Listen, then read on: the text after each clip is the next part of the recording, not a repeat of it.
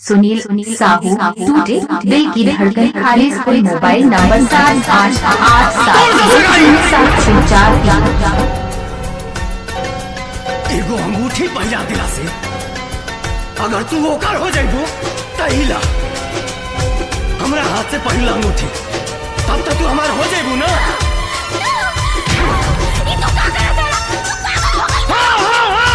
हम पागल हो गइल बानी। आशिकी में एक दिन ऐसा भी आएगा, आशिकी में एक दिन ऐसा भी आएगा, जिसने हंसाया वही फिर रुलाएगा, जिसने हंसाया वही फिर रुलाएगा। आशिकी में एक दिन ऐसा भी आएगा, आशिकी में एक दिन ऐसा भी आएगा।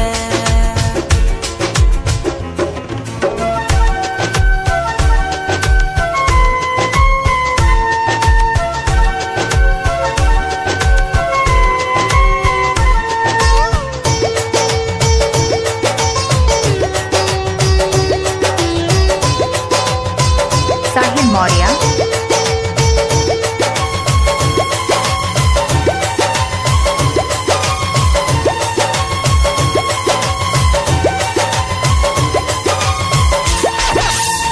होती है क्या आशिकी करके तू देख ले, किसी बेवफा पे कभी मर के तू देख ले।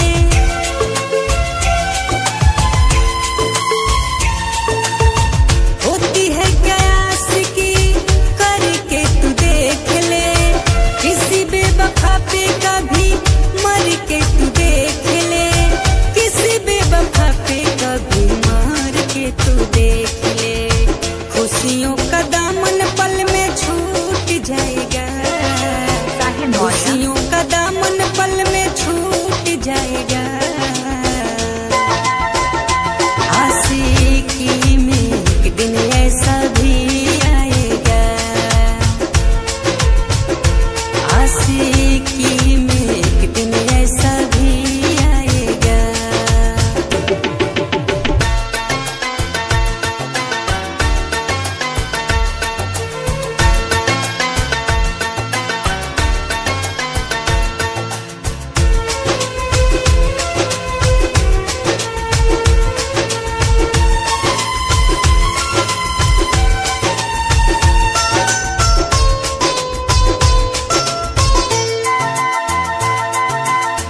जिसे मान के अपना छोड़ा है जमाना, बना के दीवाना तुझे होगा वो बेगाना।